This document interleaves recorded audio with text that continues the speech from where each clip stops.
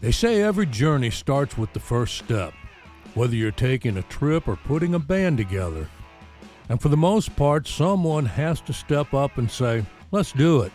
Well, in the case of these three guitarists we're going to cover in this video, they were the ones to say, let's do it.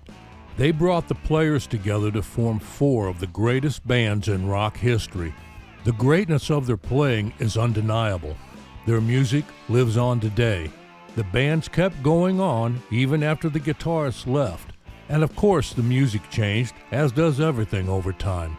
But if you enjoyed, or still enjoy like I do, listening to the music of the groups Chicago, Fleetwood Mac, the Guess Who, and Bachman-Turner Overdrive, then you can thank these three guys for stepping up and saying, let's do it and put a band together.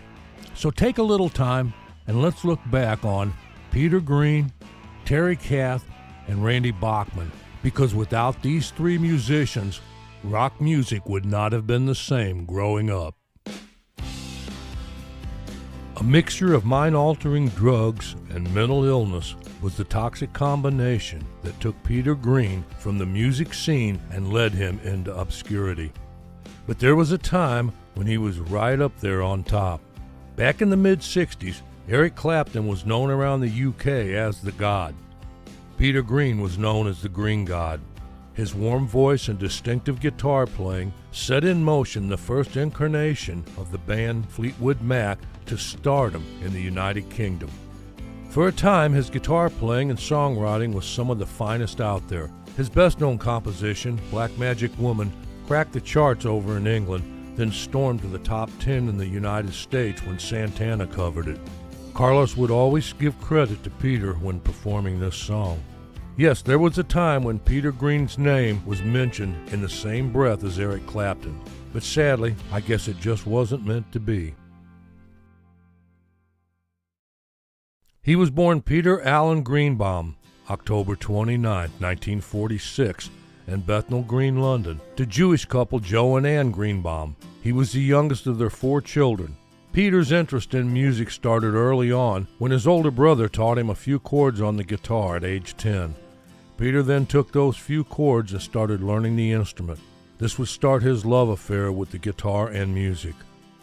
Early on, his influences were Hank Marvin of the Shadows, and then came the American blues artists such as Muddy Waters and Albert King.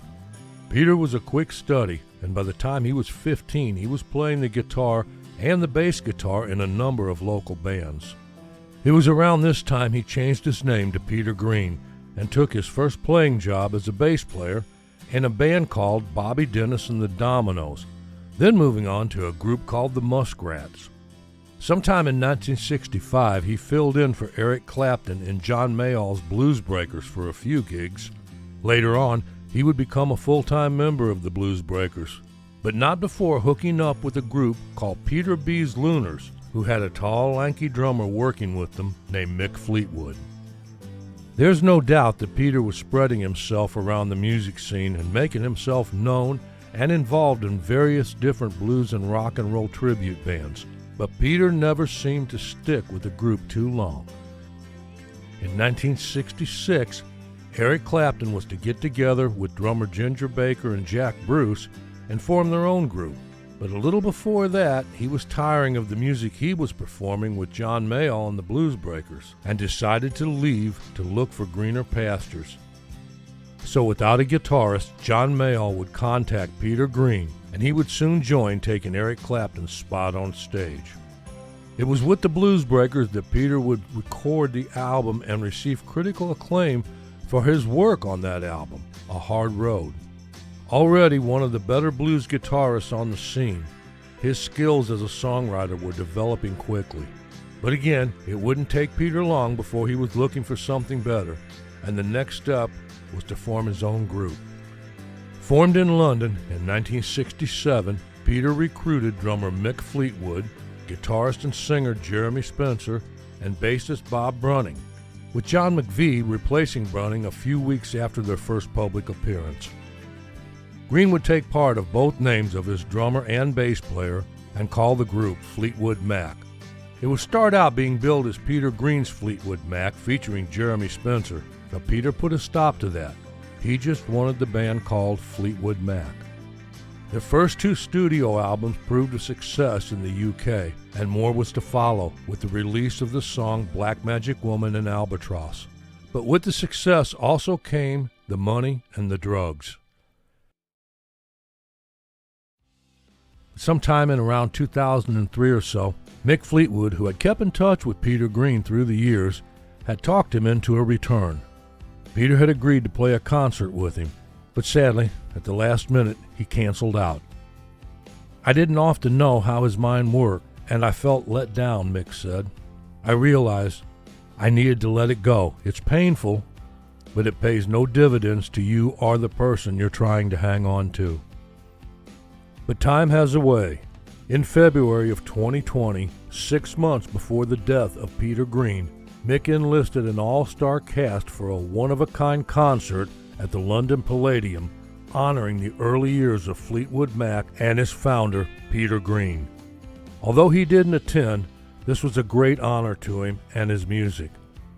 During the show, Kirk Hammett played Peter's '59 Les Paul, which he now owns, on the Green Manalishi.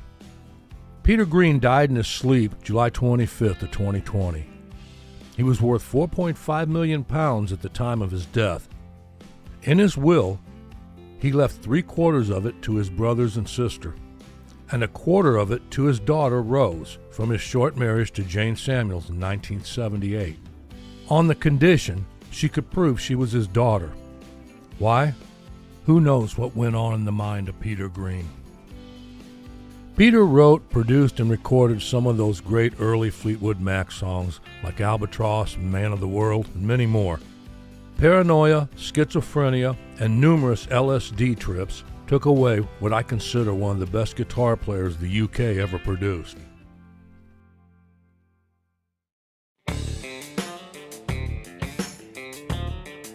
Terry Kath, his guitar playing, singing, and his personal life. There's always a lot of whys asked, and for a lot of reasons. Hopefully we can answer some of them in this video. Now, the group Chicago was the main part of Terry's musical career, and you'll hear me speak of them and a few of its members at times, but I also feel that the group, intentionally or unintentionally, in a roundabout way, covered him and his talent up. So this is about Terry Kath, which in itself is hard to do, as finding information on Terry isn't easy either, especially if you want it directly from him. He didn't do many interviews or keep a diary. The second-party information is out there, but still not a lot of it came out during the time he was with the band or shortly after his death. And what has come out later, some of it 30, 40 years after his death, could be a little bit hazy, as time does have a tendency to do that to a story. But it's all we have to go on and try to make sense of. So this video here is to try and shed some light to those people who only knew of the band Chicago as a group and never knew their leader. And for the rest of you, just a short video to look back on what I consider one of the best guitarists and musical minds of 70s music. Terry Kath was born January 31st, 1946 in Chicago, Illinois. He started playing guitar in his early teens. His influences were many and a wide variety. Early on, from the Ventures and Dick Dale, and later anywhere from George Benson to Jimi Hendrix. Starting out, Terry actually played in a group which did covers of Venture songs, and along with other popular tunes of the time. In 1961, he joined Jimmy Rice and the Gentlemen, a band which also included horn player Walt Perazzator, who would also become a member of Chicago later on. In 1965, both Terry and Walt would join the group Jimmy Ford and the Executives, which was the backup band on Dick Clark's Caravan of Stars. In some of the earlier groups, Terry would play the bass guitar if needed. He would take some guitar lessons, but it didn't really hold his attention. He just said, all I wanted to do was play those rock and roll chords. So basically, Terry was a self-taught musician. And when you take that into consideration, it's a pretty amazing feat. He was really that talented. The other band members of Chicago were for the most part schooled and had years of formal training, and they admit they looked up to Terry as the leader of the band. If you're not familiar with Terry's playing, here's a couple of suggestions of mine to give a listen to. These songs are some really great guitar work of Terry's. The first is Song of the Evergreens. This song wasn't released as a single that I remember, but the words and music are just brilliant. You can find the song on YouTube, throw on a set of headphones and give it a listen. Next, his solo on the hit 25 or 6 to 4. It just speaks for itself. There's a live version of this on YouTube. I'll look it up and leave a link in the description. Also check out the song Make Me Smile. Not only listen to the guitar work, but also this is one where Terry carries the lead vocal. His voice is very soulful. In a way, it kind of reminds me of a Dennis Edwards or a Paul Williams of the Temptations. And one more thing about his voice was that he was a very good harmony singer. Just an accomplished all-around vocalist. Whether it was a song like Make Me Smile or a ballad like Color My World, he could cover it vocally. On April 8, 2016, the band Chicago was inducted into the Rock and Roll Hall of Fame. During the ceremony in Brooklyn, New York, Michelle Kath Sinclair accepted the award on her father's behalf. Michelle's documentary and the induction into the Rock and Roll Hall of Fame helped in bringing Terry Kath some of the recognition I think he deserves. Early in his career and right after his death, not many people knew his name. After he passed, the band moved on and, in my opinion, tried to sweep him and his death under the rug. I can understand why they did that. They had to keep working and making a living, and publicity like that could have hurt the group. So they kept going, and Terry kind of faded away, with the exception of a small group of fans. Terry played, sang, and wrote songs on the first 9 Chicago albums, was a founding member and in the group from 1967 until 1978. He was considered the band leader. To me, he's one of the better guitarists to come out of the 70s music era, and his name should be brought up a bit more. There was talk that he was possibly considering leaving Chicago to form a smaller band and do his own thing. As I said earlier, he had been working and writing on a solo album at the time of his death. Had he lived, who knows where that would have taken him. One thing for sure, he had the talent to take it anywhere he wanted to. Let me hear your thoughts on Terry Kath and any stories you can share about him.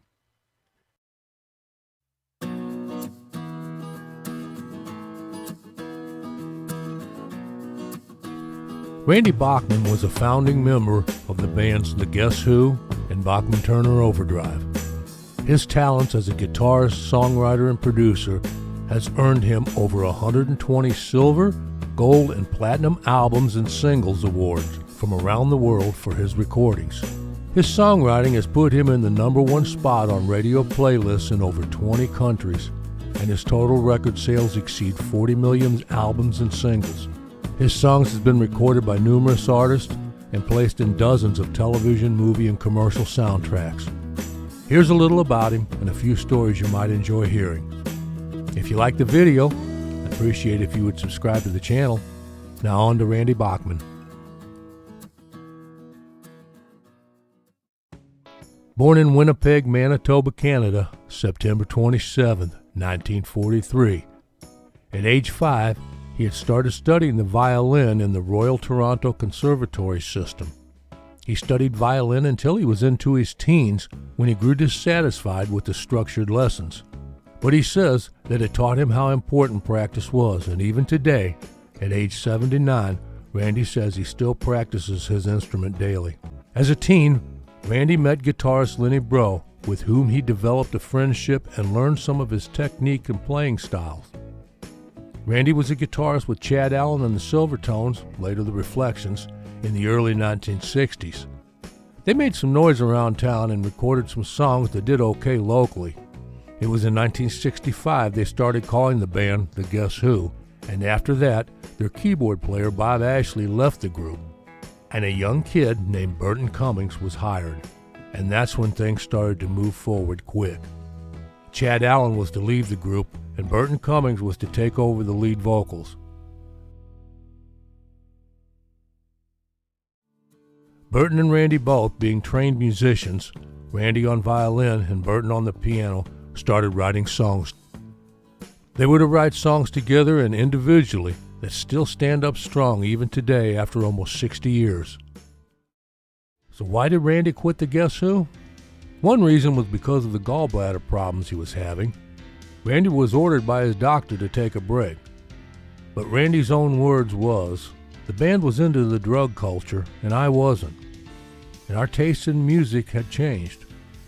So I stayed home for a couple of years before forming the band Brave Belt, which evolved into Bachman-Turner Overdrive.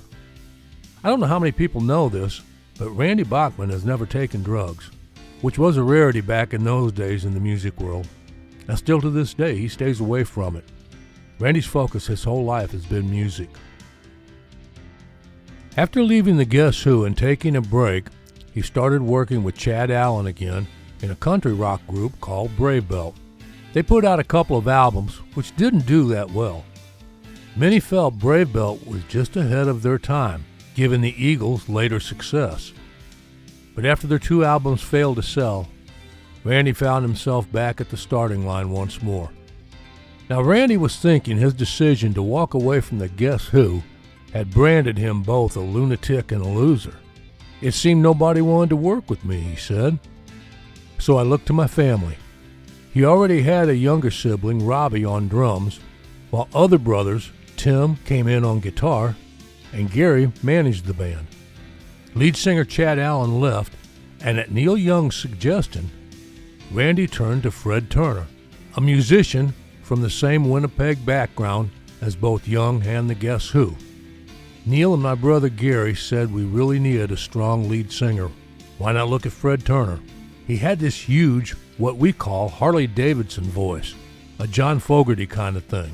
Equally important, Turner was married, didn't do drugs, and was a settled working musician. Bachman-Turner Overdrive was formed, and if Randy had thoughts of showing his former band, the Guess Who, that he could do better, well, it didn't take him long to prove he could. The Guess Who brought Randy's music to North America, but Bachman-Turner Overdrive was to take it worldwide, with hits like Let It Ride, Roll On Down the Highway, Taking Care of Business, Looking Out for Number One, Hey You, and You Ain't Seen Nothing Yet. In 1974, Bachman-Turner Overdrive was the biggest selling recording act in popular music. The song Taking Care of Business was one that Randy wrote and sang lead vocals on. It also features some piano work from the band that was a 2-guitar band. How did the piano end up on the track? The story Randy tells is pretty strange. After I wrote the song and we started doing it live, Fred Turner said, "I don't want to sing the song, you sing it. This gives me a break and you a chance to sing one of our songs."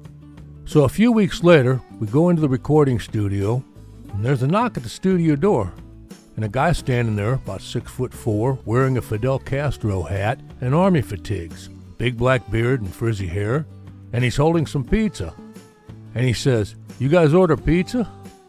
And I say, "No, go down the hall. Steve Miller's in B. Maybe they probably ordered it." So now we're getting ready to go home, as we've been there since noon, and it was now like 1 o'clock in the morning.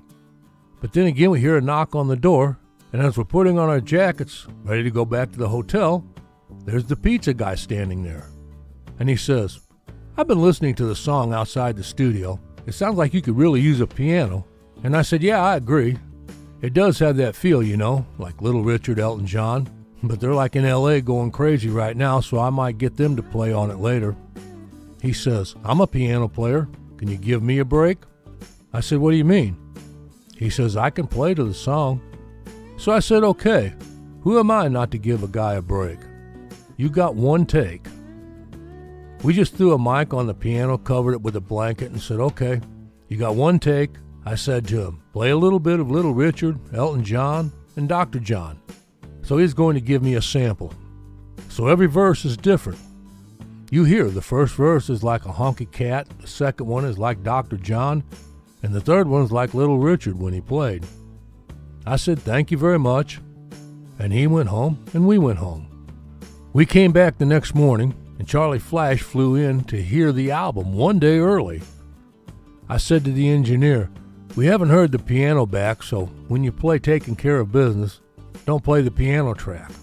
But halfway through, the engineer pushed up the volume control, and then it came to the piano, and Charlie said, "What is that, BTO with the piano? You're going to get real estate on Top 40 radio. Play it again." We backed it up and played, and he said, "That's incredible." He said, "Who is it?" I said, "The guy delivered pizza here, and he asked to play the piano, and I gave him a shot." "Well, you got to find out who he is, and if he's in the union, we're in trouble. If he's not in the union, we need his permission. This song, you're going to be playing it every day for the rest of your life. It's a feel-good song, and everybody likes to dance. It's like, let's rock and roll." So they ended up calling around the pizza places and finding the guy whose name is Norman Durkee. Now, your guesses are as good as mine if this story is true or not. Norman Durkee said in an interview that he was not a pizza delivery guy, but a session musician there to cut some commercials. The story I told you came from Randy Bachman's mouth. So you be the judge of how the piano actually got on Taking Care of Business. And if you know anything or you want to add to it, feel free to in the comments section. Randy Bachman left Bachman-Turner Overdrive early in 1977. The last TV show he did with the band being the New Year's Eve '76. Randy went on to have a good solo career, reunions with old bandmates, and even today at 79, he still enjoys the music. Randy has some tour dates set up later on in the summer and fall. You can find up-to-date information on him at his website, which is randybachman.com. His friend Neil Young had this to say about him. "Randy has a way of playing and delivering solos that have emotion in them. He plays with feeling. It's more than just guitar chops with Randy. I feel Randy when I hear him play. He was my biggest influence when I was starting out watching him play guitar. He was the founding members of not one, but two iconic bands of the 60s and 70s. Wrote and performed some timeless hit songs and is a member of the Musicians Hall of Fame. But so far, up in Cleveland, all we hear is crickets. Same with both of the bands he formed too. Hope you enjoyed the video. If you have anything you'd like to add, please feel free to do so in the comments sections. And hit the like button and subscribe on your way out.